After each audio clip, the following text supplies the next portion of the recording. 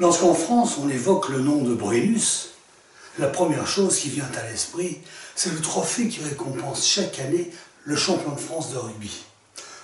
Le fameux bouclier de Brennus, ainsi nommé parce qu'il a été créé par Charles Brennus, artiste médailliste de son état. On ignore, plus souvent, l'existence d'un autre Brennus, qui fut un prestigieux chef gaulois, le seul même qui parvint à vaincre et à dévaster la puissante Rome, la détruire presque tout entière, à l'exception du Capitole. C'est de ce glorieux fait d'armes dont nous allons parler à présent. Ceci nous renvoie 24 siècles en arrière. Rome n'était pas encore le vaste empire qui connaîtra son apogée sous le règne d'Adrien, mais dominait déjà largement une grande partie de l'Italie et imposait sa puissance à tous ses voisins.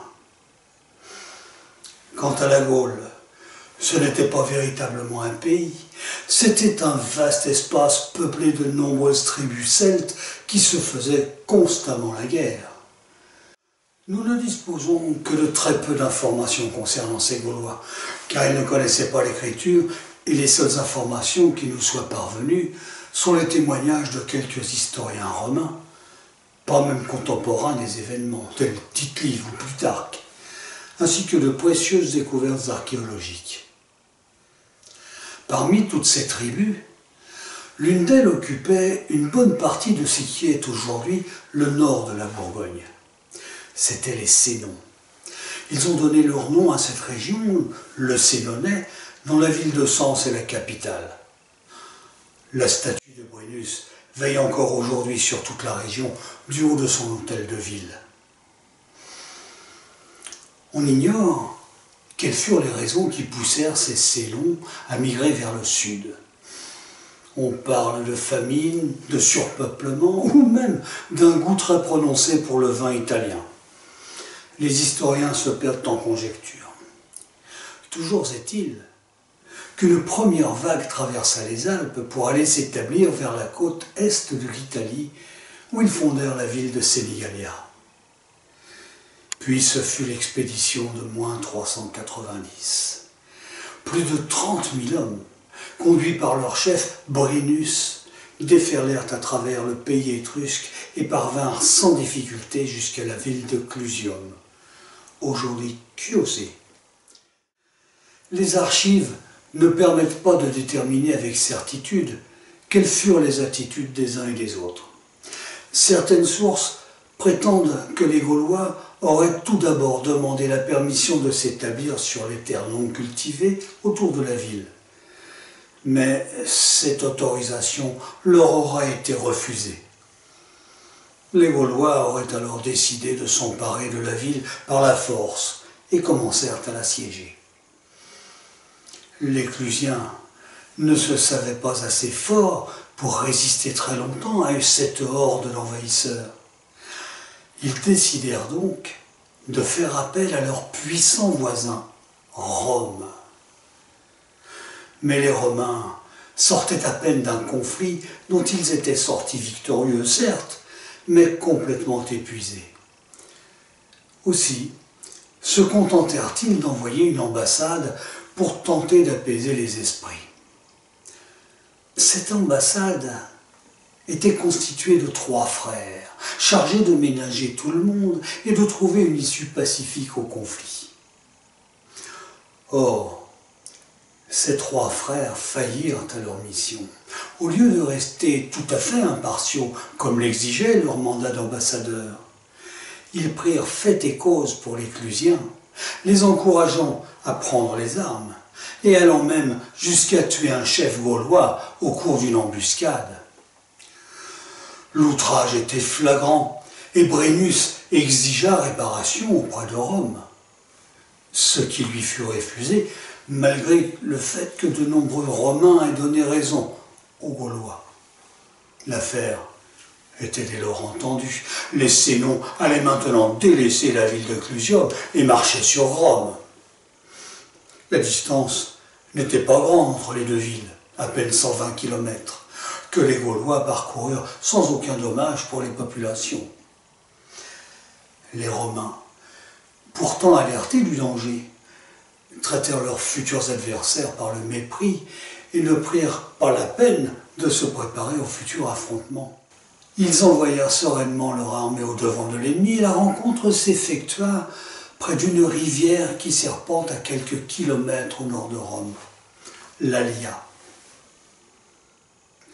Tite-Live nous parle d'une totale nonchalance de l'armée romaine face à ce qu'il considérait comme étant de pauvres barbares ignorant des sciences de la guerre. Erreur funeste. Brennus conduisit ses troupes avec beaucoup d'intelligence et la bataille tourna très rapidement à la totale confusion des Romains. Un grand nombre de soldats furent massacrés, le reste prit la fuite pour se retrancher dans la proche ville fortifiée de Veii.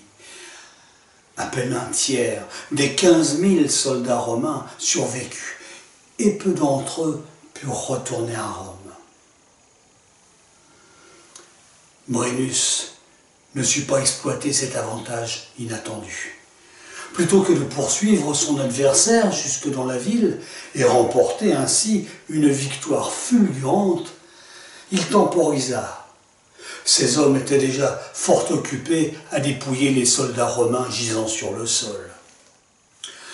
Les soldats romains qui avaient pu regagner Rome donnèrent l'alerte et de nombreux habitants quittèrent la ville en toute hâte.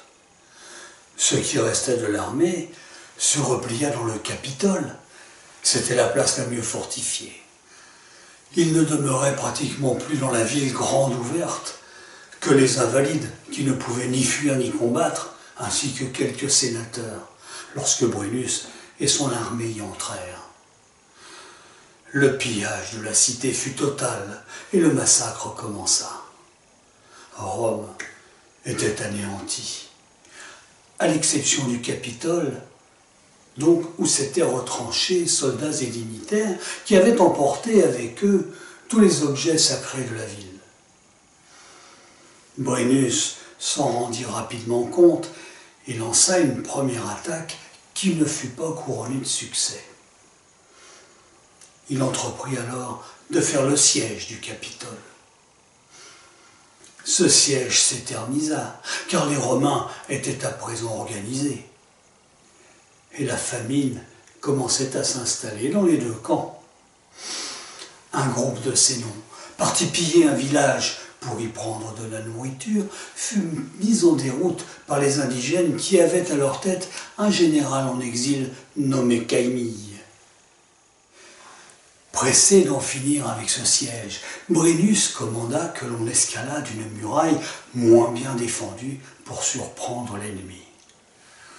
Profitant d'une nuit sans lune, des soldats particulièrement agiles étaient chargés de grimper le plus silencieusement possible pour s'introduire dans la place.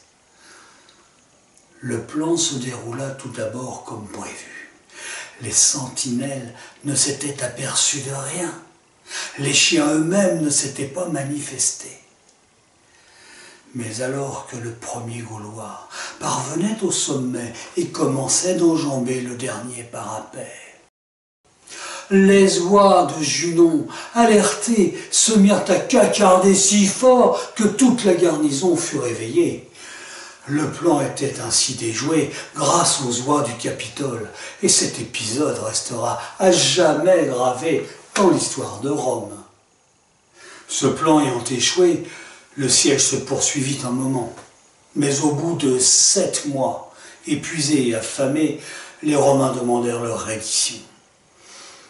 Laquelle reddition arrivait d'ailleurs à point nommé pour les Sénons, car le général Camille avait organisé la résistance autour de Rome et interdisait aux soldats gaulois de se réapprovisionner facilement. La plus grande partie de leur ville avait été déjà dévastée, et les Romains durent en plus s'acquitter d'une forte rançon de 1000 livres d'or, soit environ 330 kilos. En contrepartie, Brennus et ses hommes acceptèrent de lever le camp sans pénétrer dans le Capitole. Un nouvel incident demeuré célèbre aussi, intervint au moment du paiement de cette rançon. Les Gaulois furent accusés d'utiliser des poids truqués pour peser l'or qui leur était dû. Ce qu'ils nièrent, évidemment. Et Brennus, en manifestant sa colère, jetant en plus son épée dans la balance, en s'écriant « Vaedictis », ce qui voulait dire « malheur aux vaincus ». Et cette phrase aussi est demeurée bien célèbre. Il existe plusieurs versions du déroulement exact de tous ces événements, mais le fond de l'histoire est bien réel. Quant au devenir de cette rançon, les choses sont encore plus incertaines. Les historiens peinent à s'accorder. Il semble acquis toutefois que les Sénons n'ont guère pu profiter longtemps de leur butin. Camille ayant reconstitué une armée, les aurait pourchassés et aurait pu reprendre une grande partie du trésor. Quant à Brennus, on ne trouve ensuite plus aucune trace de lui dans toutes les archives. Mais le traumatisme fut très grand pour les Romains, et plusieurs siècles après, on parlait encore de cette épopée gauloise.